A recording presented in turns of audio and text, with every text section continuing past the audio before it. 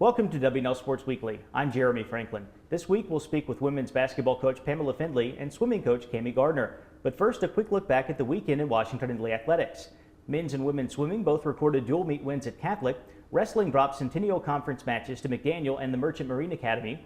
At the Marietta Open, women's track and field had 4 event winners, while the men claimed 2 first-place finishers. Men's basketball dropped a 69-63 decision on the road to Hampton-Sydney, and the women's team notched a 78-46 victory at Randolph. With me in the studio is assistant women's basketball coach Pamela Findlay. Pamela, welcome back to the show. Thanks for having me. In your 10 wins this season, your average margin of victory is 25 points per game. What's made the Generals so effective in those games? Well, I think there's 2 major tangible components to that. Our defense being the #1 thing, and then our rebounding. In almost all of our wins, we've held our opponents to 60 points or less. So it's obviously hard for the opponents to score when we're just playing some really solid defense all around, all positions. We've done a really good job of that. And then we've really focused on crashing the offensive boards and also boxing out on the defensive end. So that's been really great for us. And then I think our intangible components to our success has just been a sense of urgency. Urgency and focus, and we've gotten better and better with that as the season has progressed. So. W&L is in the middle of one of the toughest stretches of the season. You got a big road victory over Eastern Mennonite on Tuesday. Between now and next weekend, you'll face Lynchburg, Emory and Henry, and Guilford, some of the other top teams in the conference. What kind of opportunity is this for the Generals to prove that they're one of the best teams in the ODAC? Yeah, this stretch is huge for us. We've played pretty solid games over the past 2 years in the conference, but we've never picked off one of those top teams, and last night was a great win for us. EMU is a really good team, and it was so fun for our players to bring that urgency and that focus into that win. So we're really excited how that's going to springboard us through the rest of the season. We just need to stay healthy and stay focused during this stretch. Your sophomores have had some big games as of late. How much has that class matured in their second season of college basketball?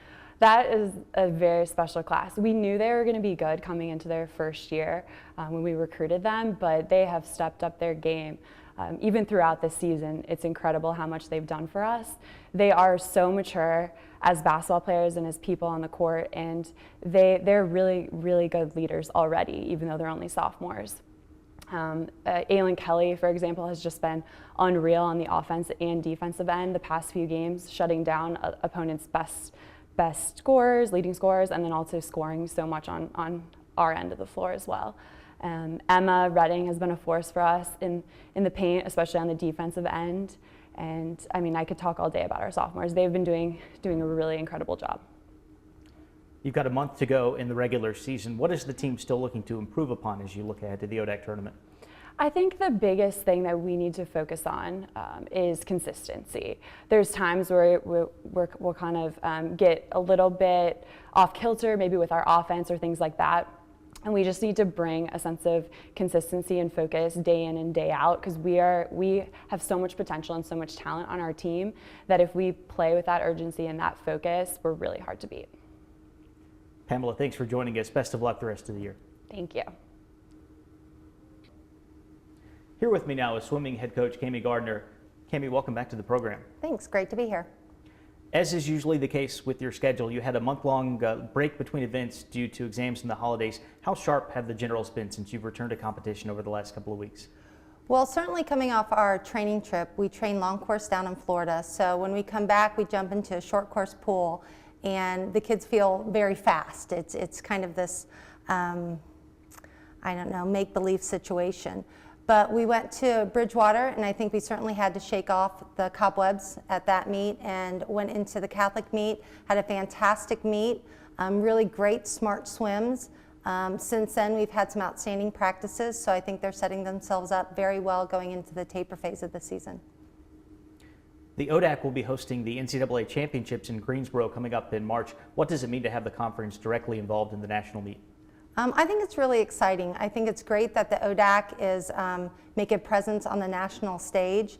I think it's great for our swimmers in the fact that we'll have a familiarity with the pool since the ODAC championships are held in that pool, and we'll be swimming in February. Of course, we first have to qualify, although I feel very confident that we'll be there. The conference continues to make strides in swimming from the development of some of the newer men's programs, the improvement of teams like Emory and Henry on the women's side. How can that benefit W&L in the long term? Well, I think great competition breeds fast swimming. I'm really excited that a lot of the ODAC schools are investing in their program. I'm excited about the possibility of some other schools adding swimming. I think that will only benefit our program and help raise our swimmers to the next level.